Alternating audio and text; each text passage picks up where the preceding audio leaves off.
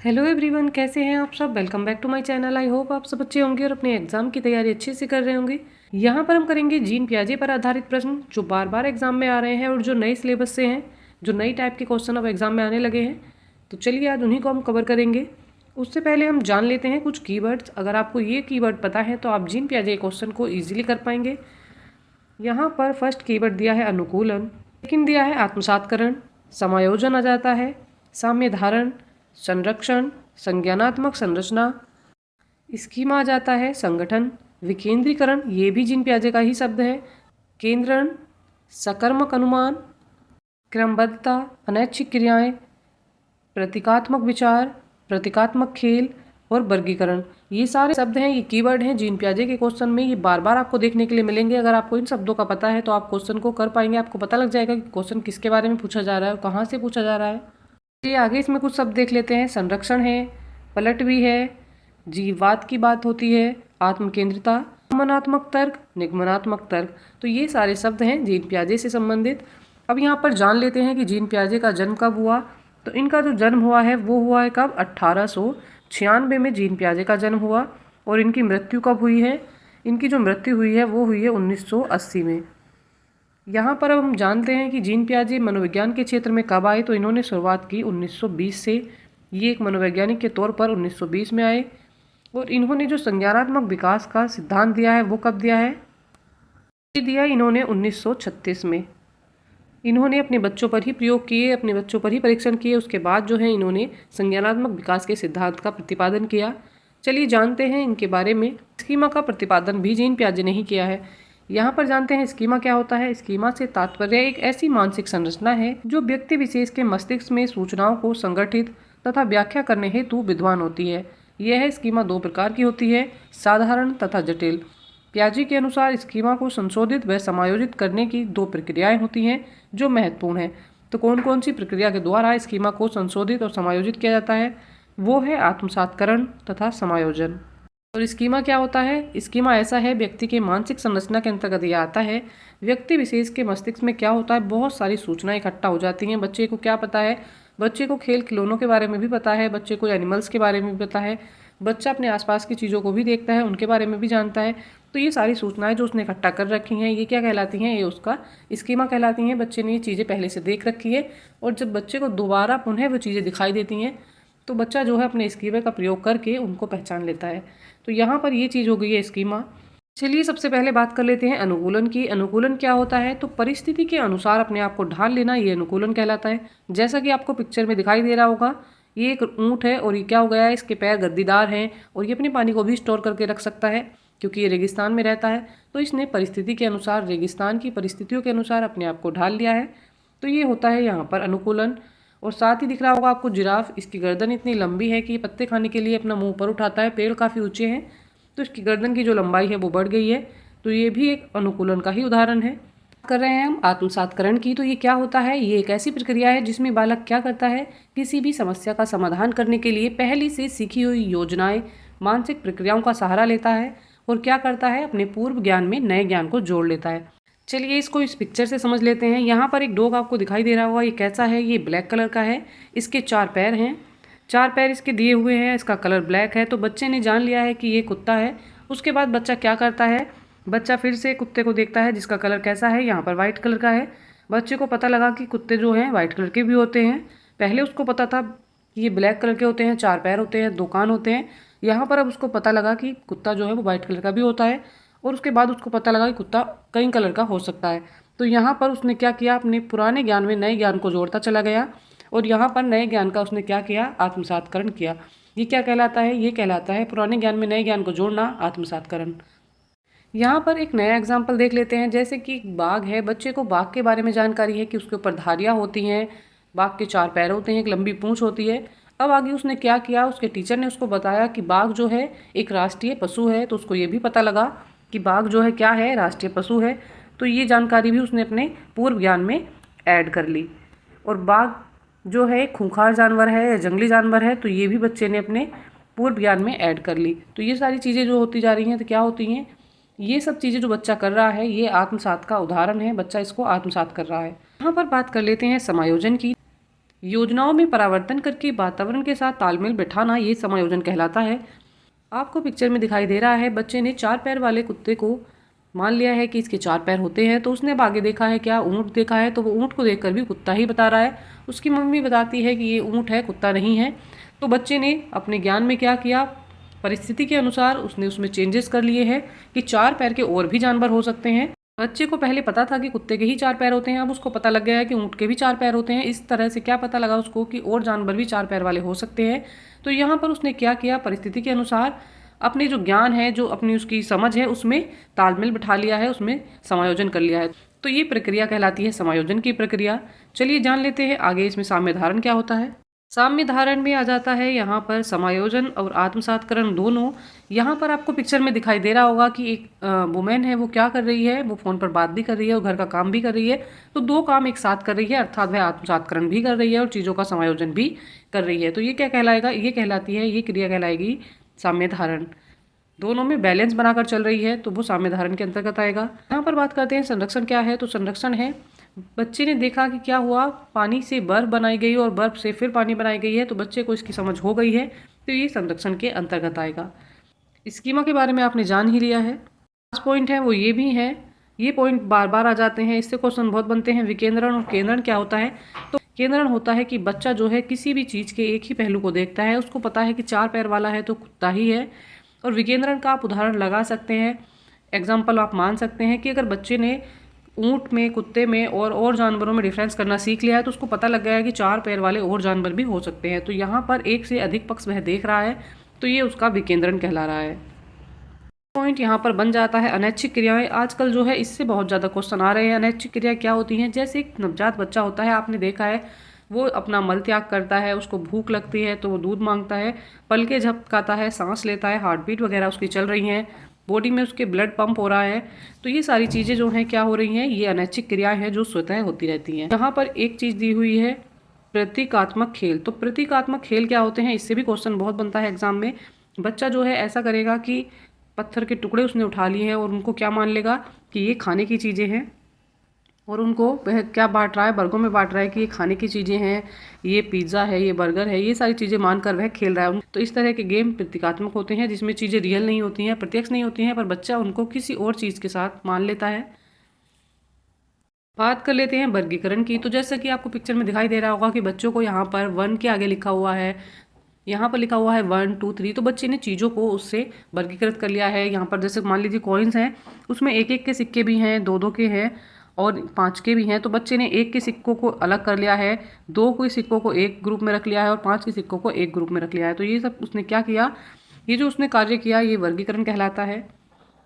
Gene पियाजे ने संज्ञानात्मक विकास की 4 अवस्थाएं दी हैं। वो कौन कौन सी हैं, उसमें सबसे पहली अवस्था आ जाती है संवेदी प्रेरक अवस्था। जैसा कि नाम से ही क्लियर है, सेंसरी मोटर स्टेज।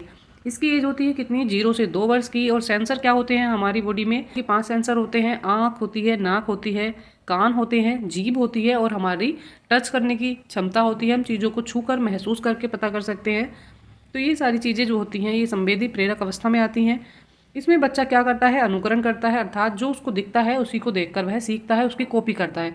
यहाँ पर इस अवस्था को कॉपी करने की या नकल करने की अवस्था भी कह सकते हैं। बच्चा जो होता है मूल प्रवृत्ति पर ही निर्भर करता है, वस्तु स्थायित्व उसमें आ जाता है। छोटे बच्चे की बात कर रहे हैं, बच्चा जिस बोतल से मिल्क लेता है, जिस बर्तन में खाना खाता है, तो वह उसी में खाना चाहता है बार बार। उसको नई बोतल या नया बर्तन नहीं चाहिए होता है। अगर उसको देते भी हैं तो वो खाता ही नहीं है जब तक कि उसका पुराना बर्तन उसको ना ला कर दिया जाए या उसकी बोतल ला कर ना दी जाए। तो यहाँ पर उसमें वस्तु का स्थायित्व आ गया है, अर्थात वह वस्तुओं को पहचानने लगा है। यहाँ पर बात करते हैं अनैच्छिक क्रियाएं। तो ये मैंने आपको बता दी हैं, जैसे हार्ट बीट चलना, सांस लेना, ये सारी चीज़ें जो होती हैं ये अनैच्छिक क्रियाएं होती हैं। 0 से 2 वर्ष की अवस्था में ही अनैच्छिक क्रियाएं जो हैं शुरू हो जाती हैं। इससे बहुत सारे क्वेश्चन बनते हैं। देखते हैं सेकंड स्टेज में क्या दिया है। जो स्टेज आ जाती है ये है पूर्व संक्रियात्मक अवस्था, प्री ऑपरेशनल स्टेज। ये होती है 2 से 7 वर्ष की अवस्था। इस अवस्था में बच्चा क्या करता है, जीववाद उसके अंतर्गत आ जाता है। बच्चा जो है चीज़ों को जीवित मानने लगता है। जैसा कि शर्ट में बटन लगा हुआ होता है और वो शर्ट को बंद करता है, बांधने का काम करता है, तो बच्चे को लगता है कि उसके अंदर भी जीवन है। ये बच्चा अपने सामान जो उसके खिलौने हैं उनको क्या करता है, खाना खिलाता है। अपनी कार को क्या करेगा, उसको इंसान मानेगा, उससे बातें करेगा। तो ये सारी चीज़ें किसके अंतर्गत आती हैं, ये जीववाद के अंतर्गत आती हैं और इसकी एज है 2 से 7 वर्ष। यहाँ पर बात आती है अहम केंद्रीय की। बच्चा आत्म केंद्रित हो जाता है। तो आत्म केंद्रित ऐसा हो जाता है, मान लीजिए बच्चे का मन किया आइसक्रीम खाने का और समय हो गया है अधिक, रात का समय है, पर बच्चा जो है जिद करने लगा है, उसको चाहिए तो चाहिए। वह यह नहीं देख रहा है कि पापा के पास पैसे हैं या नहीं, या इसके लिए उचित समय है या नहीं है। तो बच्चा ये सब चीज़ों पर ध्यान नहीं देता, केवल अपने आप पर ही केंद्रित रहता है। तो इसको बोला जाता है अहम केंद्रित अवस्था भी। यहाँ पर होता है अपलटवी गुण पाया जाता है बच्चों में। बच्चे जो हैं ये नहीं जानते इस अवस्था में कि अगर पानी से बर्फ बनती है तो बर्फ से वापस पानी भी बन सकता है।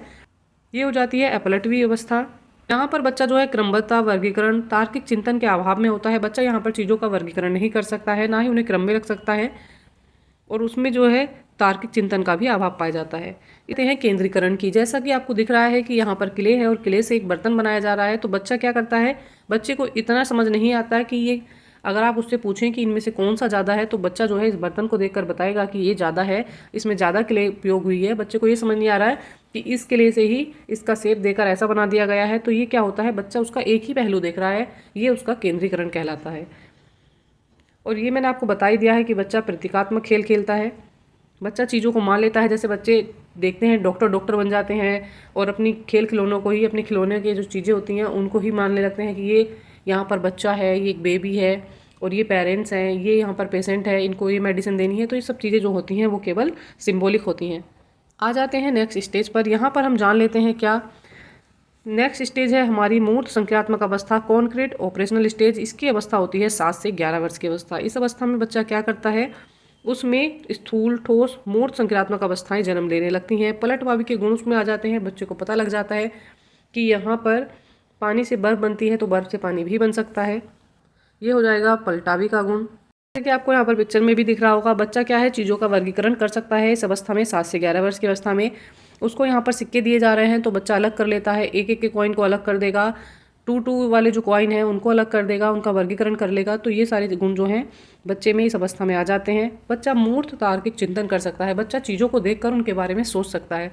जो चीज़ें उसके सामने प्रत्यक्ष हैं उनका उदाहरण मानकर बच्चा उनके बारे में चिंतन कर सकता है। तो ये 7 से 11 वर्ष की अवस्था में आ जाती है। अवस्था में बच्चा जो है समस्या समाधान कर सकता है, आगमन विधि से समझ सकता है, अर्थात उसको उदाहरण दिए जाएँ तो बच्चा उन चीज़ों को सीख सकता है।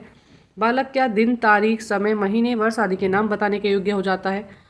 चलिए अब आगे देख लेते हैं यहाँ पर अमूर्त संक्रियात्मक अवस्था क्या होती है। यह अवस्था 11 से प्रौढ़ावस्था तक चलती है। इसकी एज क्या है, 11 वर्ष से आगे की जो एज होती है ये इसके अंतर्गत आती है। इसमें बच्चा अमूर्त चिंतन की अवस्था में आ जाता है। इसमें बोलना सीख जाता है। उसमें संप्रेषणशीलता जो है अपने विकास पर आ जाती है, अपने चरम पर आ जाती है, और बच्चा जो है संक्रियात्मक चीज़ों में संगठन करना सीख जाता है, अमूर्त नियम बनाने लगता है, अमूर्त चिंतन करने लगता है। जो चीज़ के सामने भी नहीं है उनके बारे में भी बच्चा, उन समस्याओं के बारे में बच्चा सोच सकता है और उनका समाधान करके निर्णय लेने की क्षमता बच्चे में आ जाती है। तो ये अवस्था कौन सी हो जाती है, ये हो जाती है अमूर्त संक्रियात्मक अवस्था, जो 11 वर्ष से प्रौढ़ अवस्था तक चलती है। चलिए हमने जान लिया है जीन पियाजे के बारे में। अब यहाँ पर हम बात कर लेते हैं कुछ क्वेश्चन जो बार बार एग्जाम में रिपीट हो रहे हैं और जो नए पैटर्न पर अब क्वेश्चन बन रहे हैं जीन पियाजे से, उन्हीं को आज हम यहाँ पर कवर करेंगे। इसीलिए मैंने आपको थोड़ी इसके बारे में नॉलेज दे दी है, थोड़ी थ्योरी एक्सप्लेन कर दी है, जिससे कि आप क्वेश्चन ईजिली कर पाएँ। तो देख लेंगे क्वेश्चन नंबर 1 में यहाँ पर क्या है। यहाँ पर क्वेश्चन में दिया है, आप एक अध्यापक हैं जो विश्वास करता है कि बच्चे विभिन्न गतिविधियों और अलग अलग तरीके से सीखते हैं। आप अपनी कक्षा में ऐसी आकलन योजना का प्रयोग करेंगे। तो कौन सी आकलन योजना का प्रयोग अध्यापक करने वाला है।